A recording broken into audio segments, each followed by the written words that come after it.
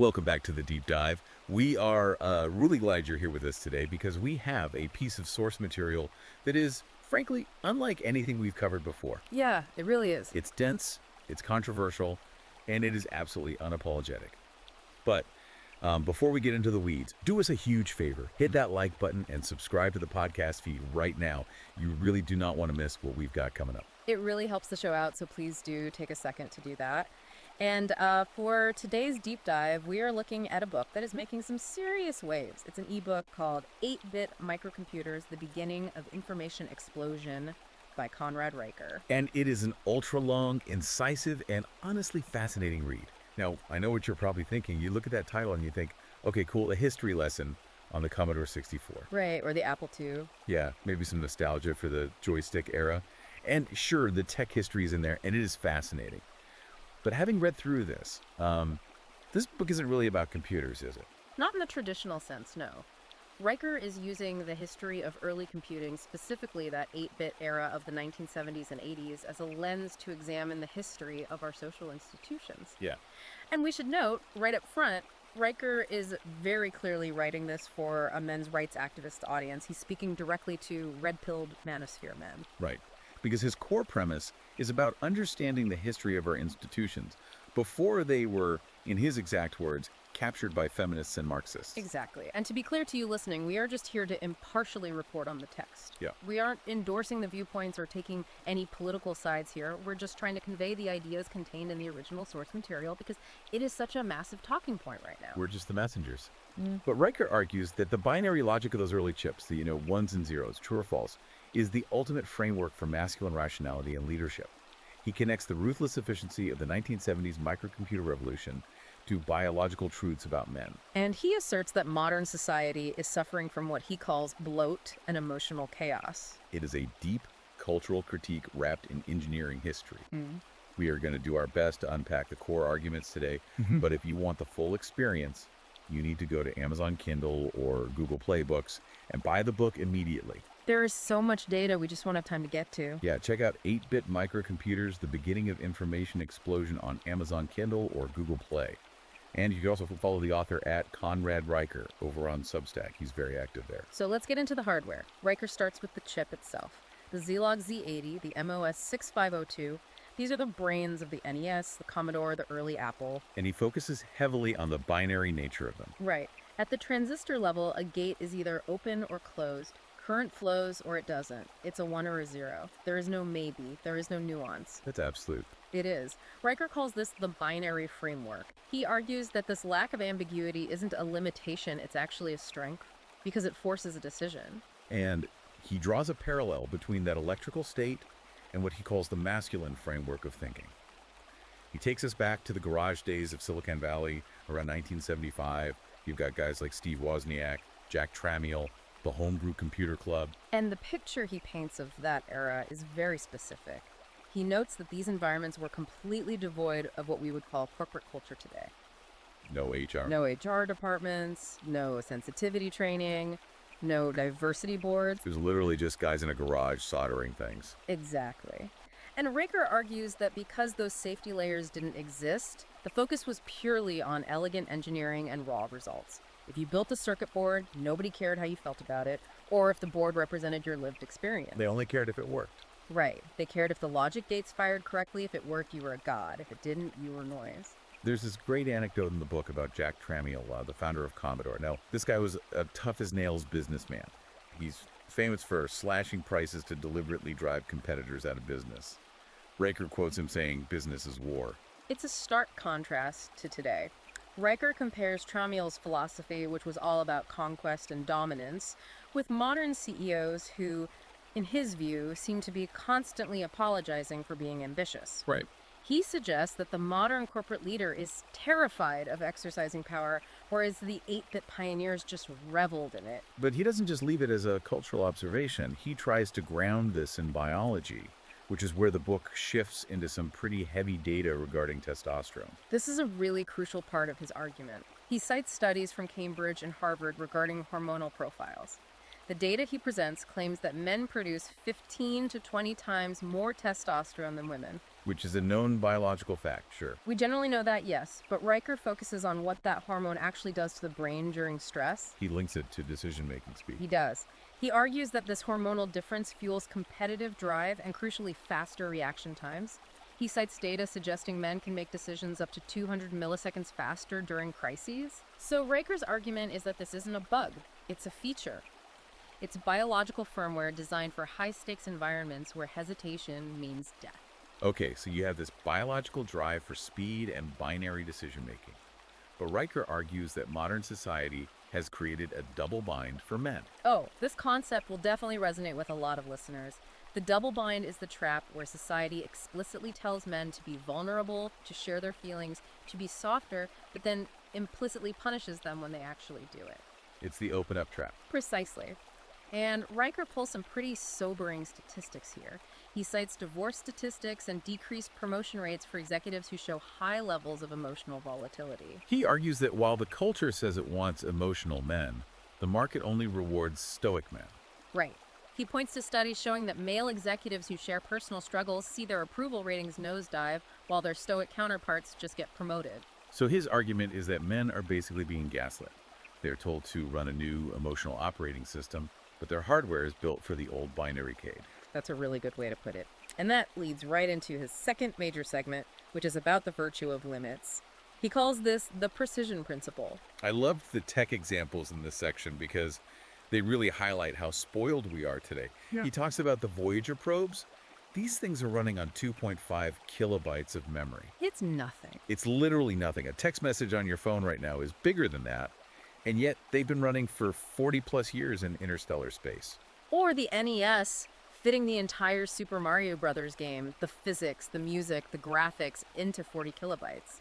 Riker's point is that constraints breed strength.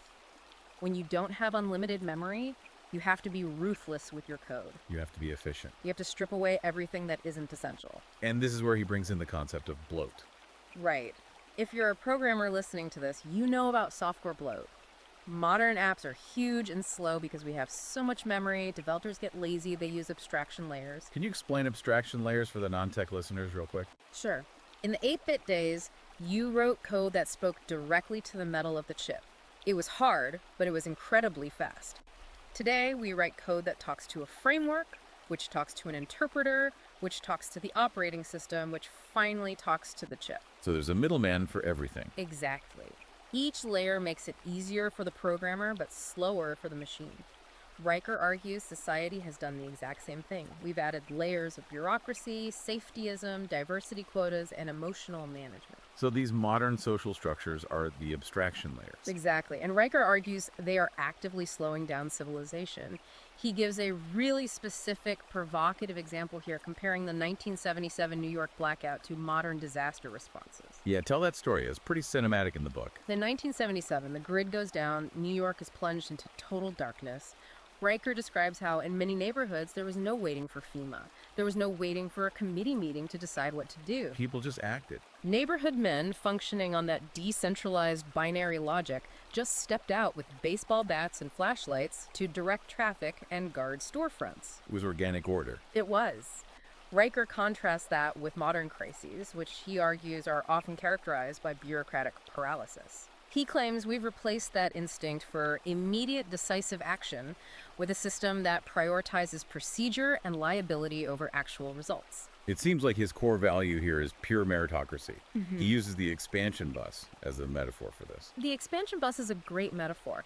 Think about the Apple II or the S100 bus systems. These were open slots right on the motherboard. You could plug anything into them. You didn't need permission. You didn't need a license from Apple. You didn't need to sign a 50-page user agreement. Right. If you soldered the expansion card correctly and it spoke the binary language of the machine, it just worked. The machine didn't judge. The computer didn't care who built it. It didn't care about the identity of the engineer. It was pure meritocracy. And today? Today we have walled gardens.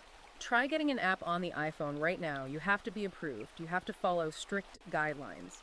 Riker argues this tech shift perfectly mirrors our social shift. We moved from does it work to does it fit our community standards? He claims this destroys the hacker ethos. Right, that pure judgment based on function alone. He says it replaces it with the protection of feelings. This raises a huge question, though. If this binary logic, this masculine firmware, is so effective, why are we trying to overwrite it? Riker calls this the mind virus. He devotes a whole section to debugging the mind virus. And to understand this, he goes back to anthropology. He looks at hunter-gatherer societies like the Hadza and the Maasai. This is where he talks about the hardwired roles. Yes, he posits that you cannot patch biological firmware. He cites data points like men navigating terrain 19% better than women in these tribes, or the extreme specialization of risk-taking in hunting versus gathering. So it's evolutionary. His argument is that these aren't just social constructs we can wish away. They are hardwired survival mechanisms developed over hundreds of thousands of years. But modern institutions are trying to wish them away. And Riker argues that attempts to force gender interchangeability in high-stakes environments like the military or fire rescue will inevitably cause system failure. He brings up the Patriot missile failure here to make his point. Wait, the Patriot missile? That was a software bug, right? It was a floating point error, a tiny mathematical drift. The system's internal clock lost a fraction of a second over 100 hours of operation. But because a missile moves so fast, that tiny fraction meant the radar was looking in the wrong place, and it failed to intercept an incoming Scud missile. 28 soldiers died. So how does he connect a math error to society? He uses it as a metaphor for the social error of ignoring biological differences. You might think it's a small thing or rounding error to ignore physical or psychological differences between men and women in peacetime. But Riker argues that in a crisis, that drift leads to absolute disaster. He backs this up with that controversial Marine Corps study, doesn't he? He does. He references a 2015 Marine Corps study where all male units were pitted against mixed gender units in combat simulations. The data Riker highlights is that the all-male units outperform the mixed units in almost every metric. Speed, lethality, evacuation time. All of it. And Riker's point isn't just a simplistic men are better. No, his point is about unit cohesion and optimization. He argues that an all-male unit operates on that shared binary firmware. They communicate differently. When you mix the firmware, you introduce latency. You introduce hesitation. He brings this home with the historical examples of Apollo 13 and Ernest Shackleton. The Shackleton example is incredibly powerful. You have these men stranded in the Antarctic, their ship crushed by ice, absolutely no hope of rescue. Right. Riker argues that they survived through stoicism, rigid hierarchy, and the repression of fear. If they had stopped to process their emotions, They would have died. Riker argues that vulnerability in that environment is a literal death sentence. The binary decision was, do what is necessary to survive, or die. There was no room for feelings. he suggests that modern society looks at that kind of stoicism and calls it toxic. Exactly, when in reality he says it is the only thing that saves life in a crisis. Which leads us to the concept of heat dissipation. This might be the most visual metaphor in the entire book. He compares men to heat sinks on a computer chip. It's a vivid image. If you open up a high-performance computer, the CPU is covered by a big block of aluminum with fins. That's the heatsink.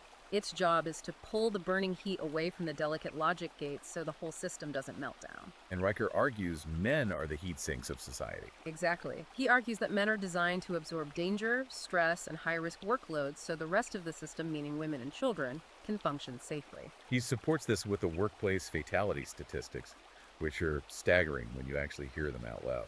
It's roughly 93% of workplace deaths. Men in mining, logging, high-voltage repair, deep-sea fishing. Riker calls this the scaffolding principle. Men are the load-bearing columns of civilization. We just don't see them. Right, we don't see them because they're covered up by the drywall of modern comfort, but if they crack, the whole building falls. And yet, Riker argues we are currently removing the voltage regulation. This is his defense of hierarchy. In a circuit, you need a voltage regulator to keep the current steady. If you remove it, you get catastrophic power surges. Riker argues that male hierarchy serves this exact function. It prevents chaos. He compares successful stoic responses to disasters like the Fukushima engineers staying behind to manage the melting reactor, or the 9/11 firefighters rushing up the stairs to the failures of consensus-driven leadership. He implies that when you remove the hierarchy and try to make everyone equal in a crisis, you just get noise. You get signal degradation, and ultimately system crash. That brings it back to you, the listener. Riker's advice is pretty direct. He talks about rebooting the system. He does. He is telling the men listening to this to completely reject the mind virus that claims their natural instincts are toxic. He wants them to embrace their biological role as providers, protectors, and heat sinks. Basically, stop trying to run modern, bloated software on ancient high-performance hardware. Optimize the hardware you actually have. It's called a return to the source code. It is. Riker's ultimate synthesis is that civilization is like a motherboard. You have different components. You have the central processor, which he equates to masculine logic and competence. You have the capacitors, which are resilience. And if you mess with those, If you remove the processor because you think it's too aggressive or you let the capacitors decay, the system doesn't just slow down, it crashes. it is a stark warning. And honestly, a perspective you rarely hear articulated with this kind of technical precision. Absolutely. And look, we have really only scratched the surface here. The book is packed with historical analysis, charts on the gold standard versus fiat currency as an analogy for truth, data from those studies we mentioned. It is a dense text. That is exactly why you need to go get the book. It's titled 8-Bit Microcomputers, The Beginning of Information Explosion by Conrad Riker. You can find it on Amazon Kindle and Google Play Books right now. If you want to understand the history of our institutions before they were captured, this is the manual. And definitely follow him at Conrad Riker on Substack. He's putting out a lot of insights that build on these chapters, especially regarding the current state of tech culture. And of course, if you enjoy this deep dive, please make sure you like and subscribe to our podcast feed. We are committed to bringing you source material that challenges the status quo. And we really need your support to keep the algorithm happy. We certainly do. So we'll leave you with this provocative thought from the book to mull over on your own. Riker asks a question at the end that really sticks with you. He asks, are you running your life on the clean, efficient code of your ancestors, or are you crashing under the weight of modern bloat? Something to think about. Thanks for listening, and we'll see you on the next deep dive.